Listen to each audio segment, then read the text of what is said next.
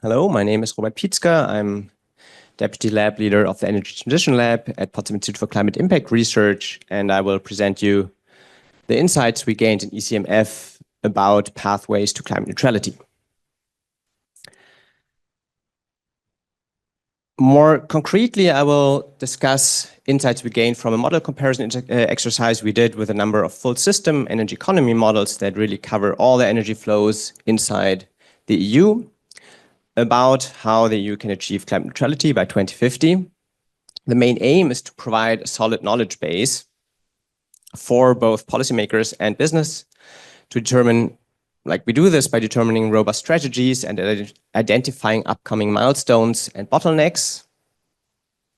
Our approach was to develop new pathways, new scenarios, which go beyond the previous scenarios from integrated assessment models like you find in the IPCC AR6 database, for example. And go beyond means that we better account for the fundamental changes that we've seen over the last 5 years. We clearly cannot take up what happened in the last 5 months because this project is over by now. But if you look back a bit further, the last 5 years brought substantial changes to EU policies. It brought really rapid technological development. We stand in a very different position than we stood 5 years ago. And 2030 is right in front of us. So we really needed to become better in the short-term realism, what is possible until 2030, because policies are locked in, most of the investments are already locked in. So we're on a very clear path, and that determines how we can get to 2050. And we implemented this by tasking all the modeling teams to create pathways that reach climate neutrality in 2050 in a cost-efficient way, with updated model versions that were significantly updated and improved in this project, and then went into comparison and analysis of these scenarios. For presenting the results, it's good to first take a step back and see where we stand. And it's clear that the EU is right in the middle of a complete transformation. If we look at greenhouse gas emissions of the EU over time, we see here the last 30 years, we saw a substantial decrease of almost 40% by now.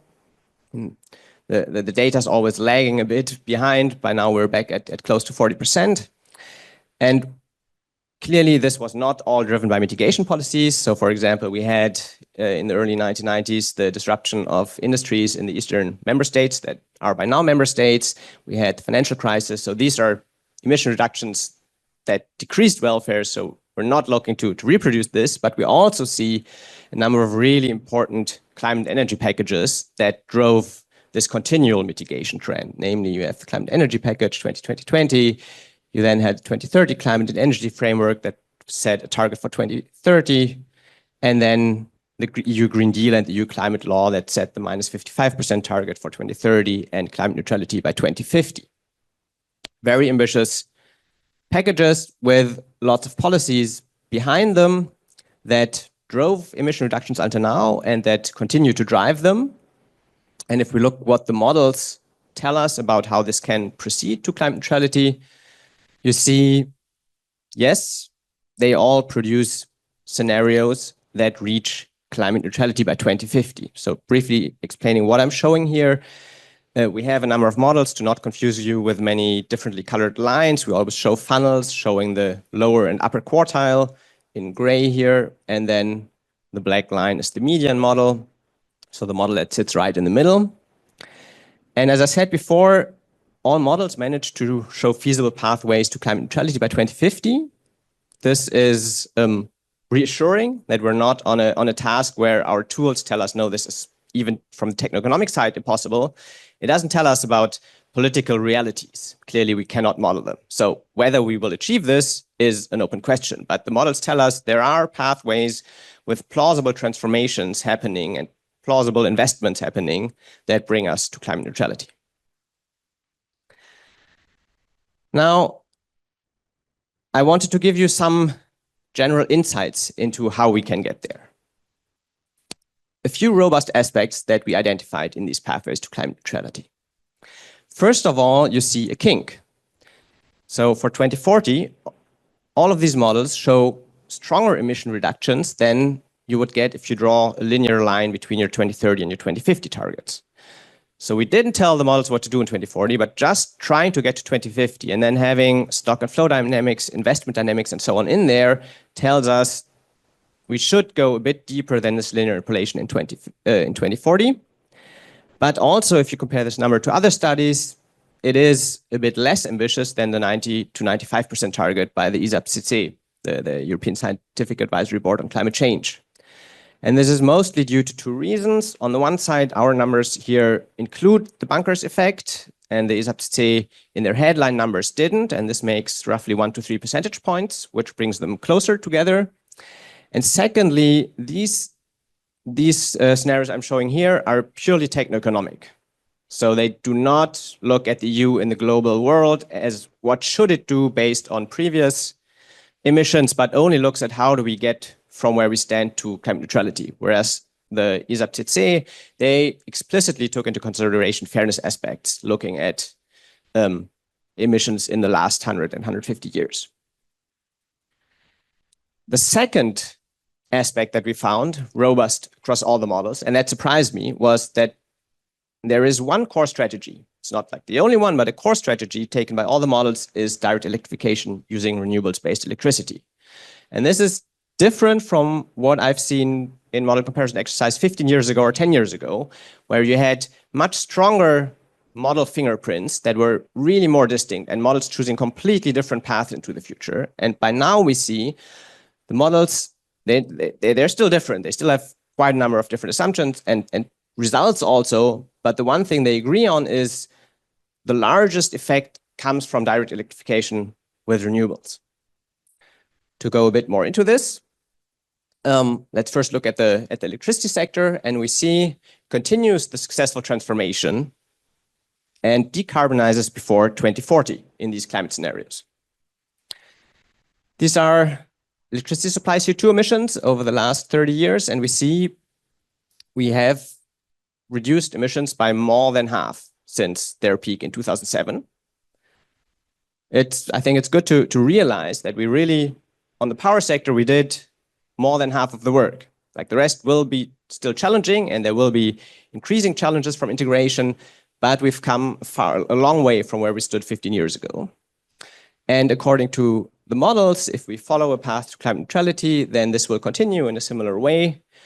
So they all agree that by 2040, we reach almost zero emissions in the power sector.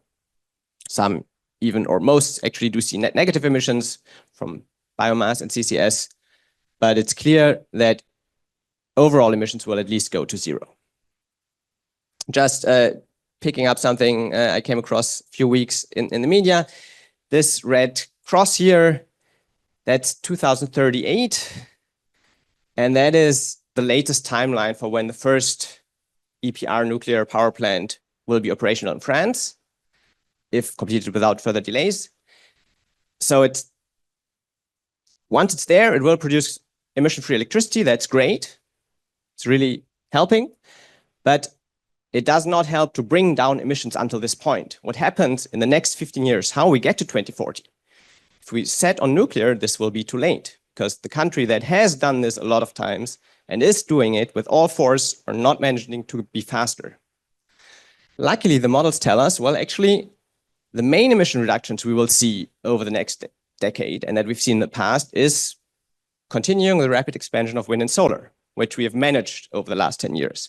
So this shows, again, historic electricity generation from wind and solar, and then how the models see this in climate neutrality scenarios. And we see an impressive six-fold increase from 2020 to 2040. This may seem stunning, but actually it's pretty much in line with what we've managed to accelerate in the last 4 years with REPowerEU and subsequent national policy adjustments we've seen in the different member states. So again, won't be easy, but it's following what we've done in the last years. With the increase of wind and solar generation, it also becomes much more of the centerpiece of the power sector. So it becomes the main pillar, reaching roughly 65% of total electricity generation by 2040, and then until 2050 going to roughly 75%. Clearly, there is a range, so it's not, all the models don't agree completely, but in all of these models, it becomes the main source of electricity. And that means a lot of adjustments in the way our electricity systems are managed, substantial flexibility investments, be it grid, be it storage, be it demand side management. There will be more details in a later presentation by Sarah. But all things we are currently doing and where a lot of thought went into, and that seems possible from today's point of view.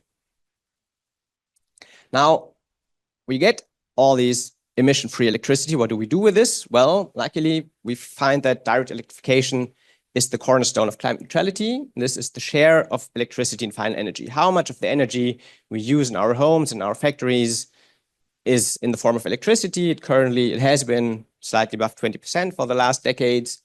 And we see in these scenarios to climate neutrality, it really picks up, more than doubling until 2050, so that it reaches 55 to 65% of final energy demand, becoming the core of our energy system. Now, integrated assessment models are huge beasts that necessarily are very aggregated. They can't represent all the details. So we're lucky that in ECEMF, we also have sectoral models that look into detail in transport, buildings, and industry, and that do more detailed calculations with explicit appliances and explicit technologies there. And we find, if we take that information together, that they actually come up with similar ranges, so that these assumptions in the large-scale models match up with what more detailed models find, which is reassuring. And Lucas will present a bit about this in a later presentation. For comparison, the other new carrier, I spoke about direct electrification. There's also indirect electrification. So first turning electricity into other energy carriers like hydrogen, and then using it, which is an important piece of the transformation. There are some uses that are difficult to imagine without it, some direct reduction of iron, for example. So it picks up after 2030, but at a much lower level, reaching roughly 5% by 2050. It is an important piece, but it's clearly a side piece, not the main piece of the transformation. Spoke a lot about the transformation of the energy system. It's clear there are emissions that we will not be able to abate. For example, non-CO2 emissions from agriculture. Everything we know today says we can bring them down a bit, but we will never make them go away completely. So we do need some way to get carbon out of the atmosphere to compensate for these remaining residual emissions. And this requires, on the one side, land sinks, and on the other side, carbon capture scale up. If we look at what the model tells us, they all say after 2030 or 2035, this has to pick up in climate neutrality runs. Otherwise, we won't get to 2050 climate neutrality. And it gives us a range of roughly 200 to 300 megatons CO2 per year by 2040, which is really impressive by today's standards, where we're talking about individual, like sub-megaton prototypes. But also, if you look at the total scale, is less than 10% of the emissions we try to reduce in total. So it's, again, an important contribution, but not the main story. But we need to pick this up, and it needs to be prepared now. And incentives need to be set so that the investments can happen, because these are large-scale projects that need 10 years to complete on average. If we look at where the carbon comes from, these are results for the different models. You have some different colors showing direct air capture, fossil industrial process, but mostly this is dominated by green. So biomass processed either to electricity or to hydrogen or to liquids, and in the process, carbon being captured, producing net negative emissions. This brings me already to the end of my short overview. So as the EU situated right in the middle of a deep transformation, we have some robust findings from our model intercomparison exercise on how this can continue to climate neutrality. First, yes, all models find a feasible pathway to climate neutrality, which is reassuring to me. We find these 2040 emission reductions of 83 to 87% to be in line with net zero by 2050. We find that the core emission reduction strategy is direct electrification using renewables-based electricity, meaning the power sector has to decarbonize by 2040, mostly based on expansion of wind and solar. And with electricity becoming the main carrier taking over a lot of the energy services that today are supplied by solids, liquids, or gases. And some increase of hydrogen use after 2030, but at a limited level. And to complement this, really the need for some carbon capture scale up in the range of 200 to 300 megatons by 2040. Thank you.